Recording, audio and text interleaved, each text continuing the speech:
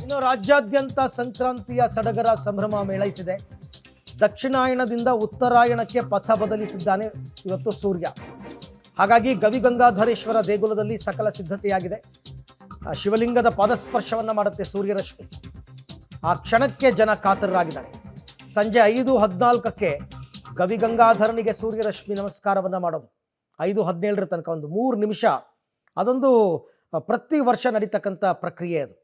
ಆ ಕಿಟಕಿಯಿಂದ ಹಾದು ಹೋಗುವಂತಹ ಸೂರ್ಯರಶ್ಮಿ, ಆ ಬಸವನ 2 ಕೊಂಬುಗಳ ನಡುವೆ ಆ ಸೂರ್ಯರಶ್ಮಿ ಹಾದು ಹೋಗಿ ಶಿವನ ಪಾಣಿಪೀಠಕ್ಕೆ ಸ್ಪರ್ಶಿಸಿ ಅಲ್ಲಿಂದ ಮೇಲಕ್ಕೆ ಹೋಗಿ ಶಿವನಿಗೆ ನಮಸ್ಕಾರವನ್ನು ಮಾಡಿ ಅಲ್ಲಿಗೆ ಪಥವನ್ನು ಬದಲಿಸಿದ ಅಂತ ಪ್ರತಿ ವರ್ಷ ನಡೆಯುವಂತಹ ಒಂದು ಅದ್ಭುತ ಇದು.